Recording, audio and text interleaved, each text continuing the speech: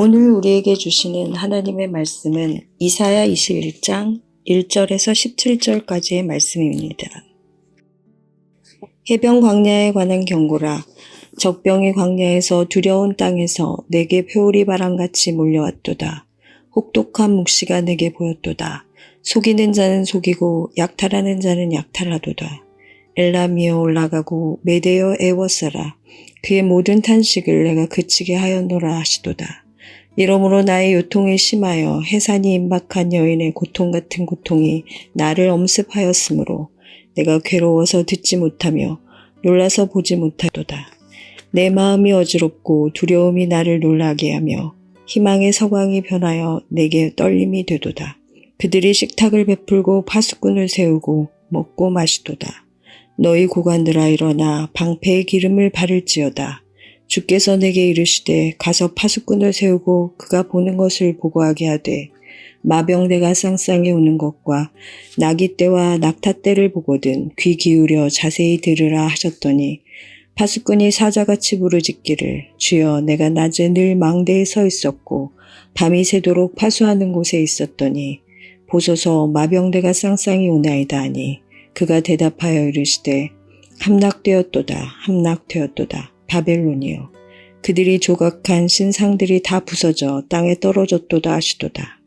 내가 짓밟은 너여 내가 타작한 너여 내가 이스라엘의 하나님 만군의 여호와께 들은 대로 너희에게 전하였노라. 두마에 관한 경고라. 사람이 세일에서 나를 부르되 파수꾼이여 밤이 어떻게 되었느냐 파수꾼이여 밤이 어떻게 되었느냐 파수꾼이 이르되 아침이 오나니 밤도 오리라. 네가 물으려거든 물으라. 너희는 돌아올지니라 하더라. 아라비아에 관한 경고라. 드단 대상들이여 너희가 아라비아 수풀에서 유숙하리라. 대마 땅의 주민들아 물을 가져다가 목마른 자에게 주고 떡을 가지고 도피하는 자를 영접하라. 그들이 칼날을 피하여 뺀 칼과 당긴 활과 전쟁의 어려움에서 도망하였음이니라. 주께서 이같이 내게 이르시되 품꾼의 정한 기한같이 1년 내에 게달의 영광이 다 쇠멸하리니 게달 자손 중 활 가진 용사의 남은 수가 적으리라 하시니라. 이스라엘의 하나님 여호와의 말씀이니라. 아멘.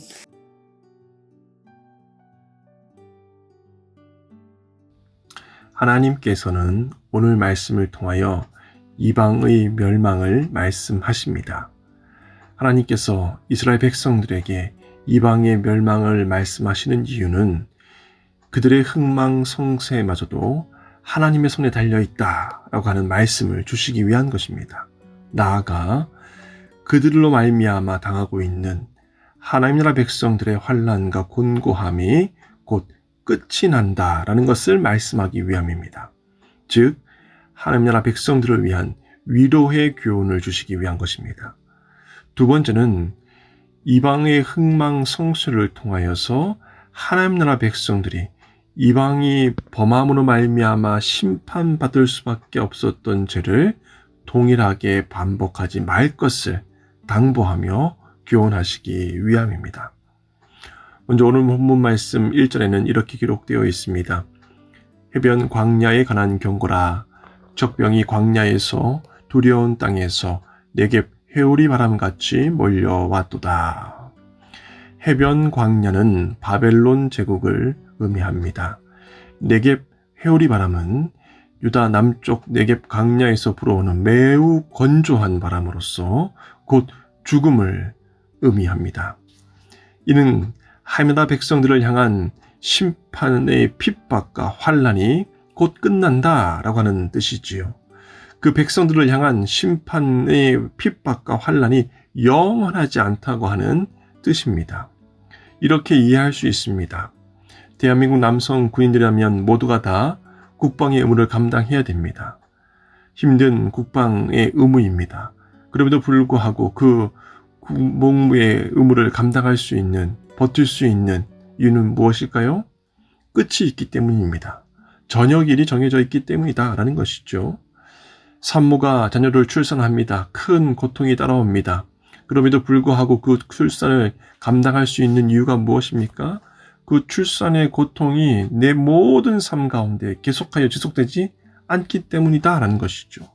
너무 아픈 고통이지만 그 찰나의 순간 가운데 끝이 있기 때문에 두려움 가운데서도 감당할 수 있는 것입니다.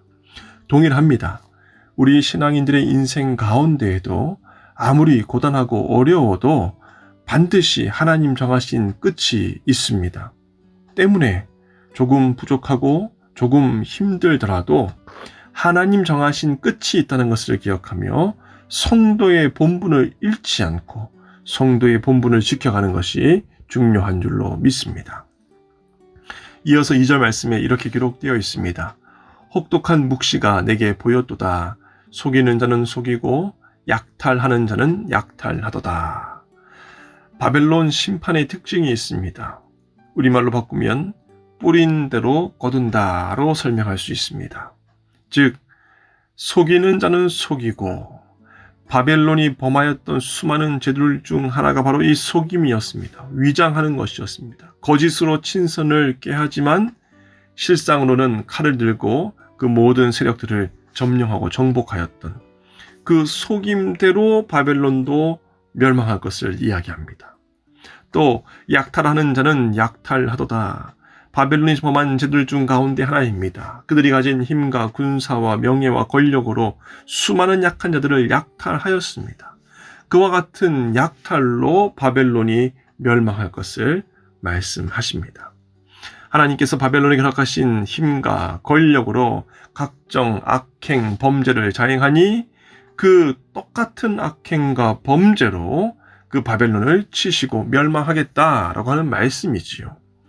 이 말씀은 오늘을 살아가는 우리에게도 주시는 하나님의 분명한 교훈입니다. 성도의 삶 가운데에 하나님께서 허락하지 않으신 것들이 아무것도 없습니다. 모든 것들이 하나님께서 허락하신 것 가운데에 짧은 우리 인생 가운데 하나님의 뜻과 방편대로 감당해 가는 것, 그것이 우리의 인생이지요. 그런데 하나님 나라와 그의 영광을 위하여 하나님께서 우리에게 맡기신 것을 사용하지 아니하고 우리의 욕심을 위하여, 우리의 욕망을 위하여 악행과 범죄하는 데에 하나님 맡긴 것들을 사용해 간다면 마치 바벨론에게 임하였던 그 심판처럼 하나님의 뜻과 무관하게 사용하였던 그 오용하였던 남용하였던 우리의 뿌린 대로 하나님의 심판을 받을 수밖에 없다는 것을 기억할 수 있기를 주님 이름으로 간절히 축복합니다. 바라기는 하나님 맡기신 것들을 하나님 뜻대로 온전히 사용할 수 있는 우리 서문의 가족들 되시기를 주님 이름으로 축복합니다. 3절 말씀에서는 여인의 출산에 비유하여 이와 같은 바벨론의 심판과 멸망의 고통스러움을 묘사합니다. 4절 말씀에서는 이렇게 기록되어 있습니다. 희망이 서강이 변하여 내게 떨림이 듣도다. 바벨론 멸망의 참혹함, 암담함을 묘사하는 것입니다. 그러나 이것은 단순히 바벨론의 고통스러움과 암담함만을 묘사하는 것이 아닙니다. 앞선 1절과 2절의 말씀처럼 그 바벨론을 향한 하나님의 경고와 주의에도 불구하고 끝내 회개하고 돌이키지 않는 자들이 당할 그 미래의 모습을 언급한 것이니 우리에게 말씀하시는 하나님의 경고와 주의를 우리가 귀담아 듣지 않고 순복하지 않을 때에 이와 같은 고통과 암담함을 겪게 된다라고 하는 하나님의 당부의 말씀, 회복과 회개의 당부이기도 합니다. 문제는 5절 말씀입니다. 그들이 식탁을 베풀고 파수꾼을 세우고 먹고 마시도다. 하나님의 심판의 메시지에도 불구하고 바벨론은 잔치를 벌이고 있습니다. 하나님의 책망과 심판의 경고에도 불구하고 세상 향락에 빠져 있는 모습입니다. 5절 말씀입니다. 너희 고관들아 일어나 방패에 기름을 바를지어다. 방패에 기름을 바른다는 것은 전쟁 준비를 하라는 출전 명령입니다. 문제는 이와 같은 출전 명령에도 불구하고 현재의 쾌락에 빠져 술에 취해 있는 바벨론의 모습, 적의 침공에 무방비가 된 상태입니다. 그 결과 실제로 메데바세에 의해서 그 향락을 누리는 바벨론이 일순간에 무너지는 것을 우리가 잘 알고 있습니다. 이 말씀은 오늘을 살아가는 우리에게 주시는 동일한 하나님의 음성이고 메시지입니다. 주님께서 늘 깨어 기도함으로 굶주린 맹수와 같은 죄악들을 경계하라 당부하십니다. 그러나 우리는 어떠합니까? 학업과 생업과 내 개인의 일상의 욕심과 욕망들에 빠져서 취해서 영적 침공에 전혀 무방비한 모습은 없습니까? 빼어 기도하며 방패의 기름을 바르며 출전을 명령하시는 하나님의 음성에 귀를 기울이며 그 영적 태만과 방만의 주인공 되지 않기를 주님 이름으로 축복합니다.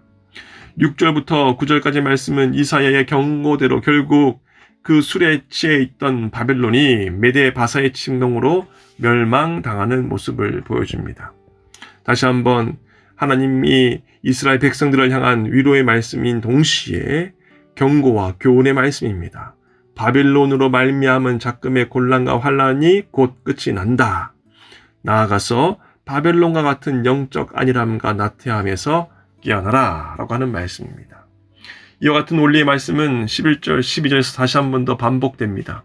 두마에 관한 경고를 하시는데 이는 에돔 족속에 관한 경고의 말씀입니다. 첫 번째는 바벨론의 멸망으로 에돔 족속도 큰 환란과 핍박 가운데 있었는데 그 핍박과 환란이 해방을 누리게 되는 것을 말씀합니다. 즉 위로를 얻게 된다는 것이죠. 모든 환란과 고난은 끝이 있다는 말씀의 재확인입니다. 그러나 그런 해방의 기쁨 속에도 불구하고 새로운 도전과 새로운 어두움이 찾아오니 그것을 경계하라고 당부합니다. 12절 말씀에 이렇게 기록되어 있습니다. 파수꾼이 이르되 아침이 오나니 밤도 오리라. 말씀을 맺고자 합니다. 바벨론의 멸망에 관한 말씀으로 하나님께서 우리에게 주시는 두 가지 중요한 음성 메시지가 있습니다. 첫 번째, 모든 환란에는 끝이 있다라고 하는 말씀입니다. 하나님의 심판과 책망이 있다고 해서 그것이 영원한 끝이 아니다라고 하는 말씀이시죠. 뉘우치고 회개하면 하나님 정하신 때와 방편에 따라 반드시 다시 회복시키시는 줄로 믿으시길 바랍니다.